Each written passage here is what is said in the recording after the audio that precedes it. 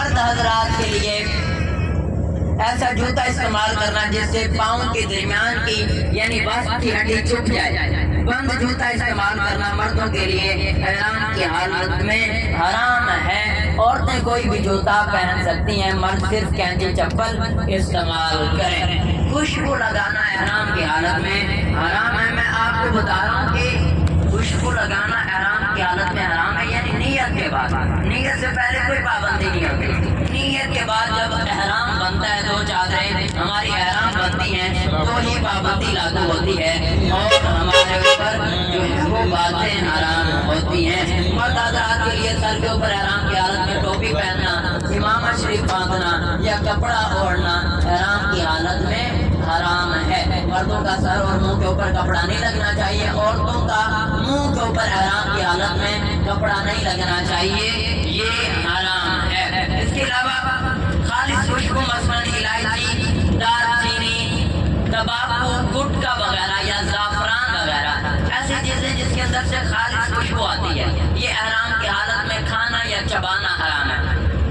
احرام کی حالت میں خالص خوشبو والی چیزیں کھانا یا چبانا حرام ہے۔ اگر یہ چیزیں کھانے میں پک جائیں، الائچی یا دار چینی وغیرہ اگر کھانے میں پک جائے تو اس کو کھانے میں کوئی حرج نہیں۔ سگریٹ پینا احرام کی حالت میں حرام ہے کیونکہ اس کے اندر خالص خوشبو ہوتی ہے تمباکو کی، اور اگر یہ چیزیں کھانے میں پک جائیں، الائچی دار چینی وغیرہ بریانی میں ڈال کر پکا دی جاتی ہے تو اس کو کھانے میں کوئی حرج نہیں۔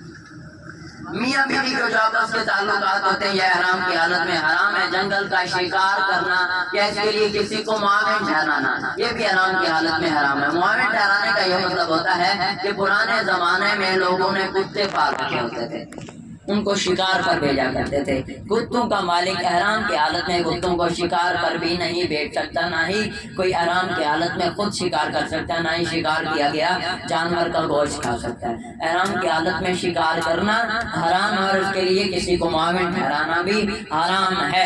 شکار والا گوشت کھانا احرام کی حالت میں حرام ہے، لیکن جو ہمارے گھریلو پالتو جانور ہوتے ہیں مثلاً بکری، مرغی یا گائے یا بیل وغیرہ، ان کو احرام کی حالت میں کھانا، ذبح کرنا اور پکانا جائز ہے۔ جنگل کا شکار کرنا احرام کی حالت میں حرام ہے۔ اچھا، کچھ ایسے جانور بھی ہوتے ہیں جو ہمیں تکلیف پہنچا سکتے ہیں، جیسے چھپکلی، سانپ، بچھو وغیرہ، کوکروچ وغیرہ، ایسے جانور جو آپ کو لگے کہ آپ کو تکلیف پہنچا سکتے ہیں، ان کو احرام کی حالت میں مار سکتے ہیں، ادروائز شکار کرنا احرام کی حالت میں حرام ہے۔ اس کے علاوہ فحش گوئی کرنا یعنی گندی باتیں کرنا احرام کی حالت میں حرام ہے۔ کسی سے دنیاوی معاملات میں جھگڑنا یہ بھی احرام کی حالت میں حرام ہے۔ دنیاوی معاملہ ہے، زمین کا معاملہ ہے، جائیداد کا معاملہ ہے، ہوٹل میں کوئی غلطی ہے، کوئی جو ہے ہوٹل کے معاملات میں کھانے میں کوئی مسٹیک ہے، بس لیٹ ہو جاتی ہے، ان معاملات میں احرام کی حالت میں لڑنا حرام ہے۔ ہاں، کسی دینی مسئلے پر آپ بحث کر سکتے ہیں، لڑ سکتے ہیں، ادروائز دنیاوی معاملات میں احرام کی حالت میں لڑنا حرام ہے۔ اس کے علاوہ اپنا یا کسی دوسرے کا ناخن کاٹنا احرام کی حالت میں حرام ہے، یا کسی سے ناخن کٹوانا یہ بھی احرام کی حالت میں حرام ہے۔ سر سے لے کر پاؤں تک جسم کے کسی بھی حصے کے بال کاٹنا عورتوں اور مردوں کے لیے، دونوں کے لیے یہ احرام کی حالت میں حرام ہے۔ زیتون کا تیل یا کوئی بھی تیل لگانا احرام کی حالت میں حرام ہے، چاہے اس کے اندر خوشبو ہو یا نہ ہو۔ احرام کی نیت سے پہلے تیل لگا سکتے ہیں، نیت کے بعد تیل لگانا حرام ہے۔ چھو مارنا یہ بھی احرام کی حالت میں حرام ہے کیونکہ یہ بھی شکار کے زمرے میں آتی ہے۔ ابھی میں کچھ ایسی باتیں آپ کو بتانے لگا ہوں جو حاجی صاحبان لگاتار غلطیاں کرتے ہیں، پتہ نہیں ہوتا اس کی وجہ سے غلطیاں کرتے ہیں۔ سب سے پہلے احرام کی حالت